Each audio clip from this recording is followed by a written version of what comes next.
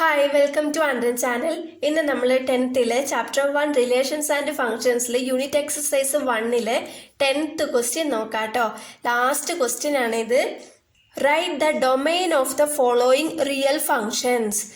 ഇവിടെ 4 sub divisions തന്നിട്ടുണ്ട്. നമ്മൾ ഓരോന്ന് ചെയ്ത് നോക്കാം. ക്വസ്റ്റ്യൻ എന്താന്ന് വെച്ചാൽ ഡൊമെയിൻ ആണ് കണ്ടുപിടിക്കേണ്ടത്. റിയൽ നമ്പേഴ്സ് എന്ന് പറഞ്ഞാൽ എന്താ? എല്ലാ നമ്പേഴ്സും റിയൽ നമ്പേഴ്സ് ആണ് കേട്ടോ. Integers, natural numbers, whole numbers, എല്ലാ നമ്പേഴ്സും റിയൽ നമ്പേഴ്സ് ആണ്. അപ്പോൾ അതിൽ ഡൊമെയിൻ ആണ് നമ്മൾ കണ്ടുപിടിക്കേണ്ടത്. ഡിനോമിനേറ്റർ ഒരിക്കലും 0 ആകാൻ പാടില്ല. നമ്മൾ അത് മാത്രം ശ്രദ്ധിക്കണം. അപ്പം നോക്കാം. ഫസ്റ്റ് ക്വസ്റ്റ്യൻ നോക്കാം. F of x equal to 2x + 1 divided by x minus 9. ഇതാണ് നമുക്ക് ഫസ്റ്റ് തന്ന ഫംഗ്ഷൻ കേട്ടോ. ഈ ഫംഗ്ഷനിൽ ഡൊമെയിൻ ഏതാണെന്ന് നമ്മൾ കണ്ടുപിടിക്കണം. ഡിനോമിനേറ്റർ ഒരിക്കലും 0 ആകാൻ പാടില്ല. ഇവിടെ 0 ആകുന്ന നമ്പർ ഒഴിച്ച് ബാക്കി എല്ലാം ഡൊമെയിൻ ആണ്. 0 ആകുന്ന നമ്പർ എന്ന് പറഞ്ഞാൽ 0 അല്ല കേട്ടോ. ഇപ്പം എക്സിന് നമ്മൾ ഏത് നമ്പർ കൊടുത്താലാണോ ഇവിടെ 0 ആകുന്നത് ആ നമ്പർ ഒഴികെ ബാക്കി എല്ലാ നമ്പേഴ്സും ഡൊമെയിൻ ആണ്. ഓക്കെ, നമുക്കിത് കണ്ടാൽ തന്നെ അറിയാം. ഇവിടെ ഒരു 9 കൊടുത്താൽ ഇത് 0 ആയി പോകും. സെയിം നമ്പർ മൈനസ് ചെയ്യുമ്പോൾ 0 ആയി പോകും. അങ്ങനെ അറിയാത്തവര് എങ്ങനെ ചെയ്യേണ്ടതെന്ന് വെച്ചാൽ ഡിനോമിനേറ്റർ മാത്രം എടുക്കുക. X minus 9 not equal to 0. 0ക്ക് ഈക്വൽ ആകാൻ പാടില്ല എന്നാണ് ഇതിൻ്റെ അർത്ഥം കേട്ടോ.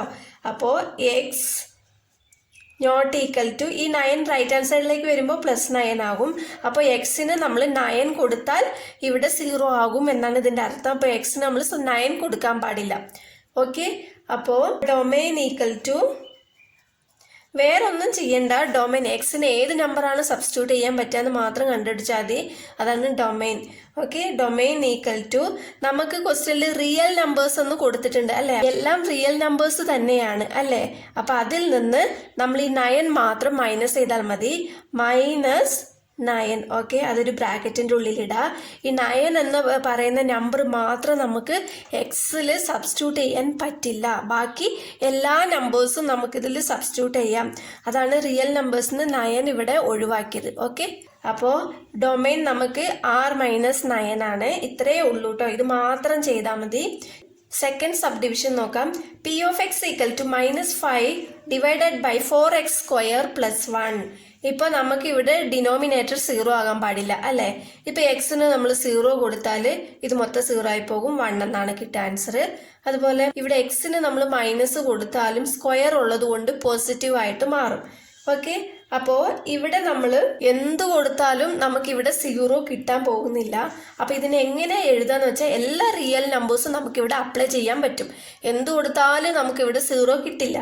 അപ്പോൾ P of x exists for all real numbers.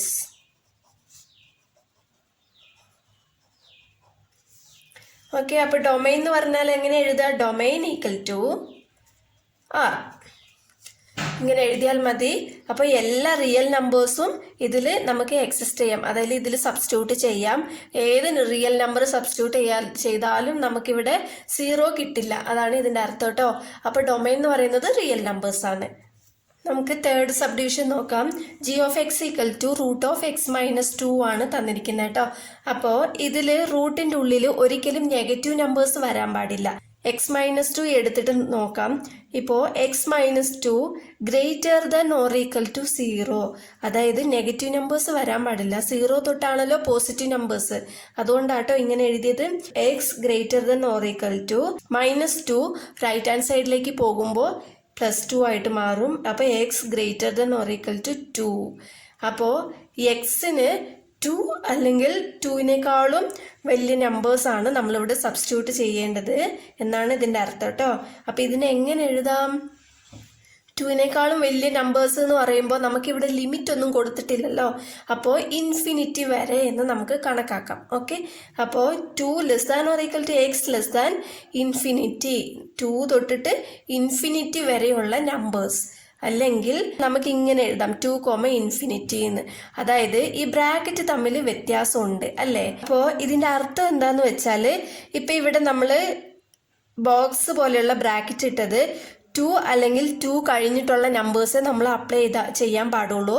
2ൻ്റെ മുമ്പേ ഉള്ള 1, 0, -1, -2 ഈ നമ്പേഴ്സ് ഒന്നും നമ്മൾ എക്സിന് അപ്ലൈ ചെയ്ത് കൊടുക്കാൻ പാടില്ല. അതാണ് ഇതിൻ്റെ അർത്ഥം കേട്ടോ.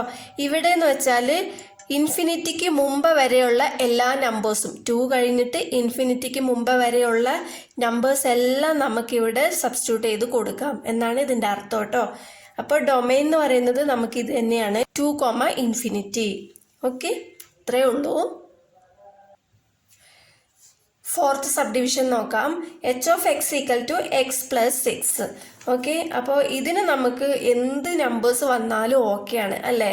ഡിനോമിനേറ്റർ ഇല്ല, റൂട്ട് ഇല്ല. അപ്പോൾ ഇവിടെ ഏത് നമ്പേഴ്സ് വന്നാലും നമുക്ക് കുഴപ്പമില്ല. അപ്പോൾ എങ്ങനെ എഴുതാന്ന് വെച്ചാൽ h(x) exists for all real numbers. അപ്പോൾ ഡൊമൈൻ നമുക്ക് എന്താണ്, ഏത് നമ്പർ നമ്മളിവിടെ സബ്സ്റ്റിറ്റ്യൂട്ട് ചെയ്താലും കുഴപ്പമില്ല. അപ്പോൾ എല്ലാ റിയൽ നമ്പേഴ്സും സബ്സ്റ്റിറ്റ്യൂട്ട് ചെയ്യാം എന്നാണ് ഇതിൻ്റെ അർത്ഥം കേട്ടോ. മനസ്സിലായെന്ന് വിശ്വസിക്കുന്നു. എന്തെങ്കിലും ഡൗട്ട് ഉണ്ടെങ്കിൽ കമൻ്റായിട്ട് അറിയിച്ചാൽ മതി. വീഡിയോ ഇഷ്ടപ്പെട്ടാൽ ലൈക്ക് ചെയ്യാനും ഷെയർ ചെയ്യാനും സബ്സ്ക്രൈബ് ചെയ്യാനും മറക്കരുത്. താങ്ക്